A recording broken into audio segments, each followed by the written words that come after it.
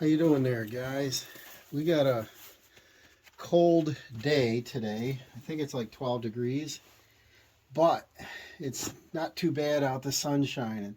What I want to do is replace this fuel filter as preventative maintenance on this New Holland TC25D. I don't think I've replaced it in about a year. I haven't had any trouble, but let's do it before I get trouble.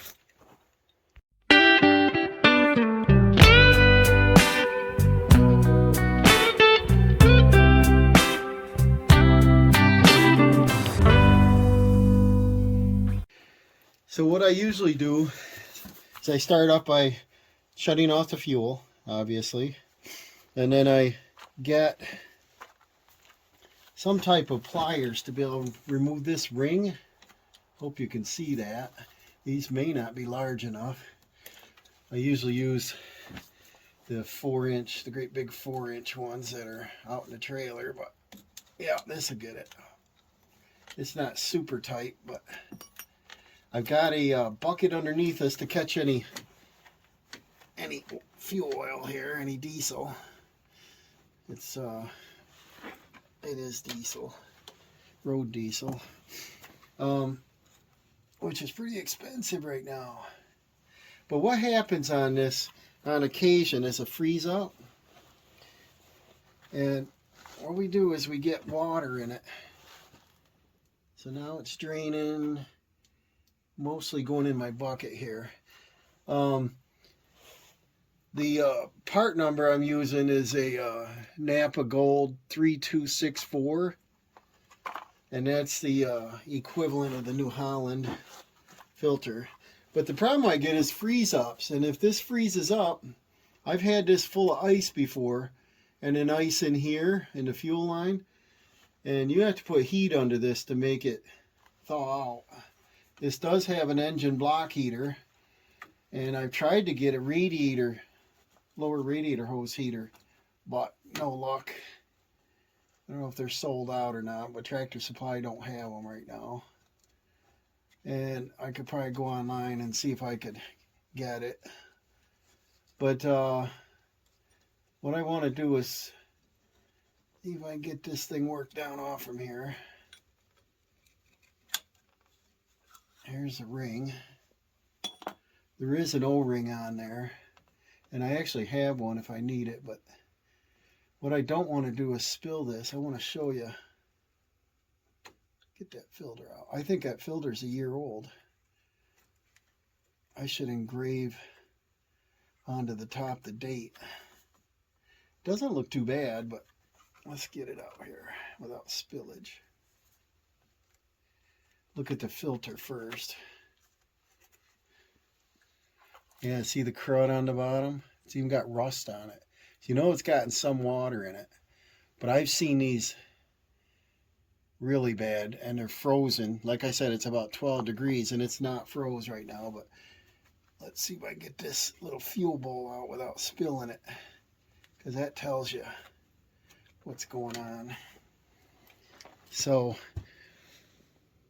you know, oil floats on top of water. I don't know if you can see that real well. Yeah, I think you can. There's quite a bit of water in there.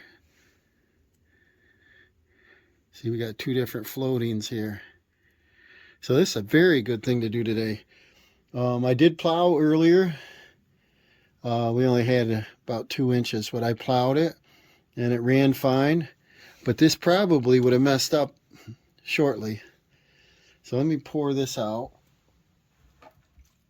Oh yeah, let me show you what it looks like in the bucket was clean. You see down in there? A little bit of rusty water and the fuel oil's on top. Check that out. See how that separates? So I'm glad I'm doing this today. And see the crud inside there? So I'm going to take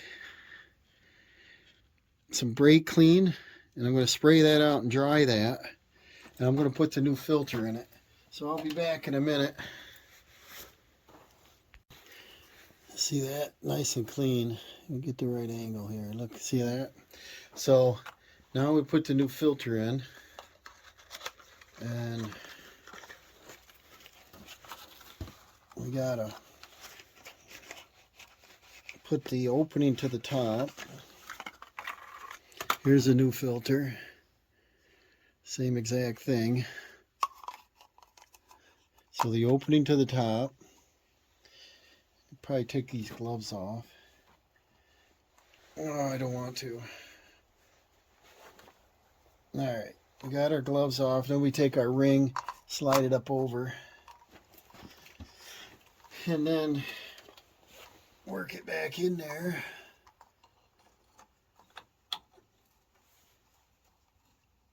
Get her lined up. There, it went up flush. Make sure you don't cross thread your ring here.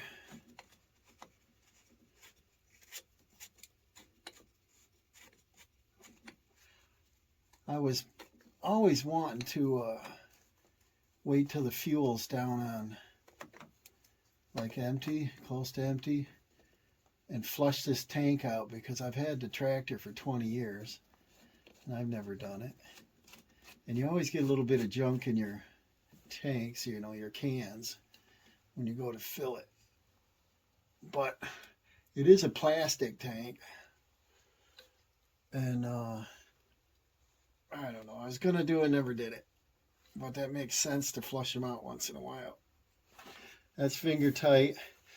And now we're gonna take and turn our fuel on. It turns kind of hard, straight down, fills right up instantly. You see that? There's no junk come in there. I don't see any junk. Now the problem we got is we introduced water to the system. And so what we need to do next is bleed it, or it's only going to start and stall if it starts at all. And I think I'll shut this back off quick and make sure this thing is tight. There we go. And then turn the fuel back on. Now if you follow the fuel line up, the place to bleed it is right up here on this banjo bolt. I don't know if you can see that. I'm going to move this camera over. It's right here. And it's a 13 millimeter. So, like I said, if I go to start it, I could probably do that to show you. It'll probably start and stall, and that's it, and we're done. And the engine's still kind of warm. Maybe I'll do that for example. Most people say no. Well, this should work fine. I got to do the glow plugs.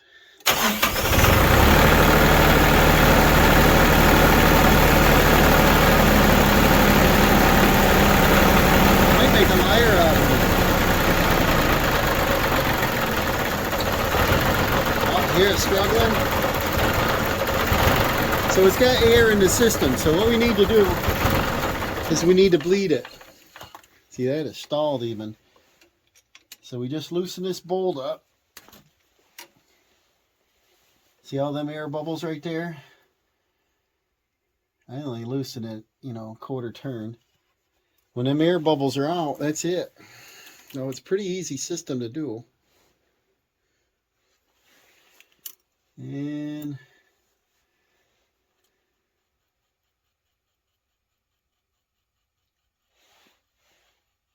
you can hear it actually. And then I tighten the bolt back up. It may start and stay running. If not, I just loosen it a little bit while it's running. Let's see what we got here. But you got to get, on a diesel, you got to get that air out of it.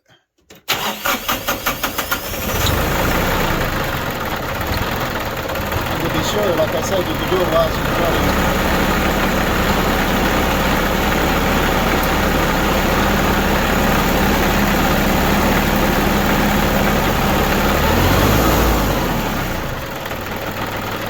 That's it.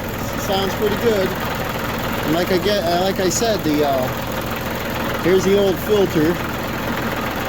Got Got rust on it. See the top nice and clean? The bottom's all rusty. This is what we had in there.